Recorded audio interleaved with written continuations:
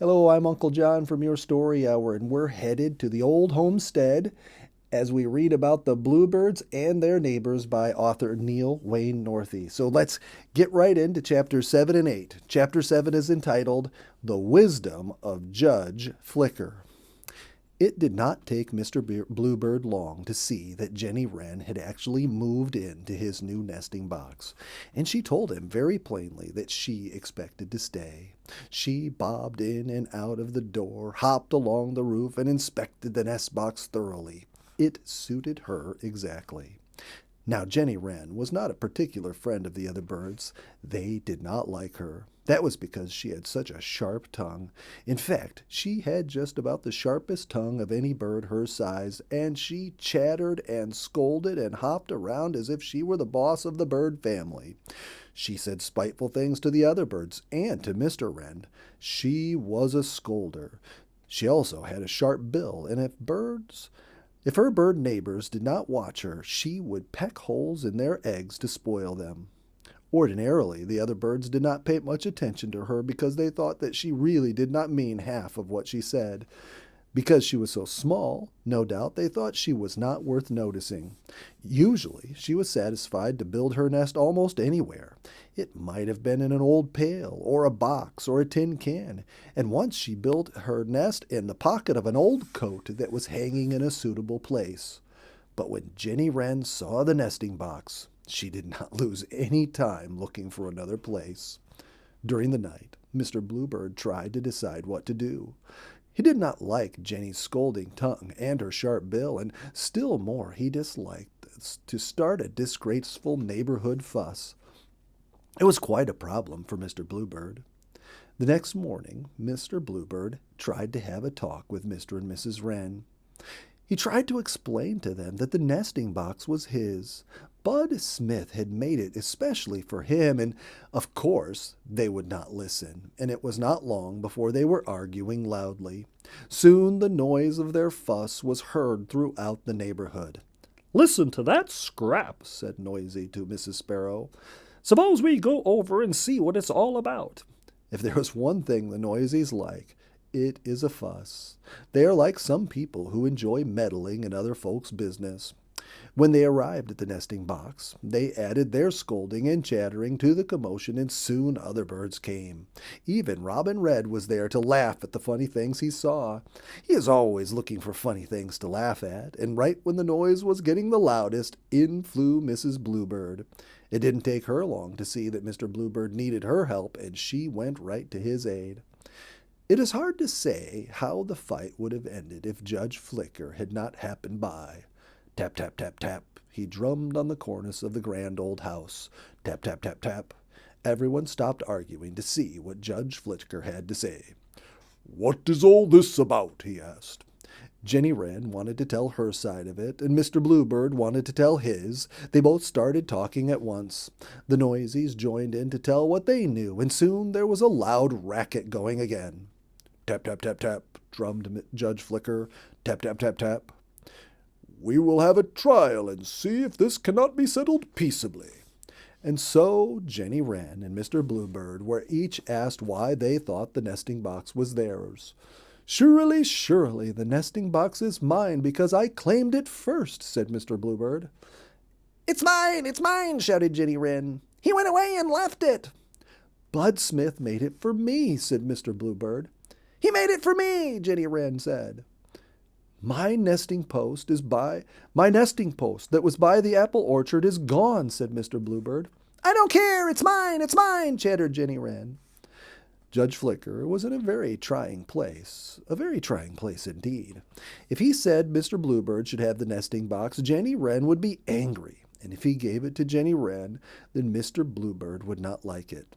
But Judge Flicker was a wise old bird. He knew that the nesting box was made for Mr. Bluebird, and he also knew that Jenny Wren didn't need such a large place in which to build her nest. She would only fill the extra space with sticks. Judge Flicker noticed a knot in the cornice near him, a knot that looked as if it was loose. He sidled over to it. Tap, tap, tap, tap, he drummed, and the knot fell out. Jenny Wren was wild with delight. She forgot all about the nesting box because the knothole looked better. It led back into an open space under the eaves, and she was glad, and Mr. Bluebird was glad, and Robin Red was glad.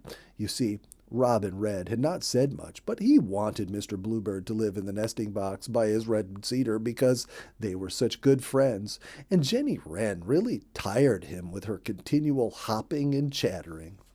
Mrs. Bluebird went inside to inspect the nest box. "I believe I'll start building a nest right away," she said. But she intended to spend a few days first looking around the old homestead. Chapter 8. Reddy Fox Goes Hunting. Mr. Bluebird was happy. At last it looked as if his troubles were over. Mrs. Bluebird had arrived, and they had a new nest box, and bugs were getting more plentiful every day. Everyday old friends were arriving from the sunny Southland. "Truly, truly," sang Mr. Bluebird, "it's spring, it's spring."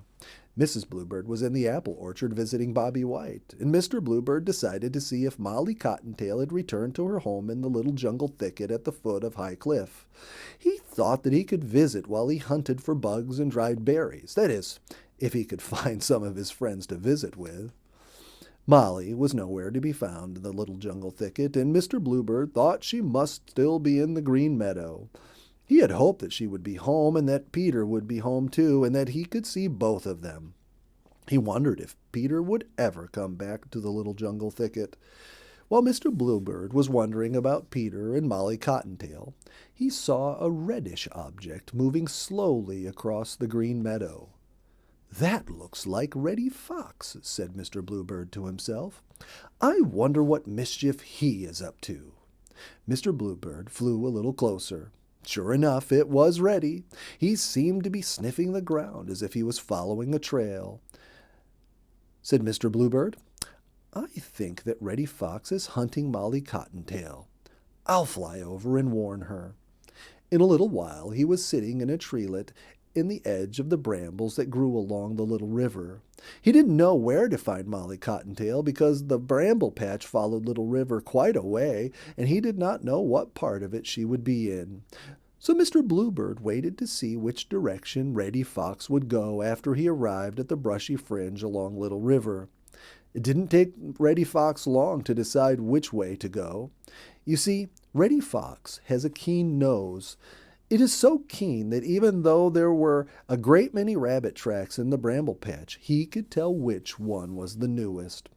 Reddy licked his lips and started through the thicket in the direction where Mr. Bluebird was sitting. The playful air whiffs told him which way Molly Cotton had gone. "Oh my, how I like rabbit for lunch," thought Reddy Fox. "As I live, there is Molly Cottontail now and sound asleep." Sure enough, there was Molly dozing behind a clump of brush. It was a very careless thing for her to do, but the laughing yellow sun had warmed her fur coat and made her sleepy. She was so sleepy that she could not even keep one eye open. Reddy Fox walked ahead lightly and slowly. He was not taking any chance of waking Molly Cottontail until he was near enough to make a dash for her. And there was Molly dreaming about Peter in the little jungle thicket. Of course, Mr. Bluebird did not know that Molly was in such danger. He did not know that she was asleep right in front of Reddy's nose. He did not even know where she was, but he thought he would fly to the place where Reddy had entered the briars and see if he could find Molly. Just as he was ready to start, he heard a loud cry where Reddy had disappeared into the branches.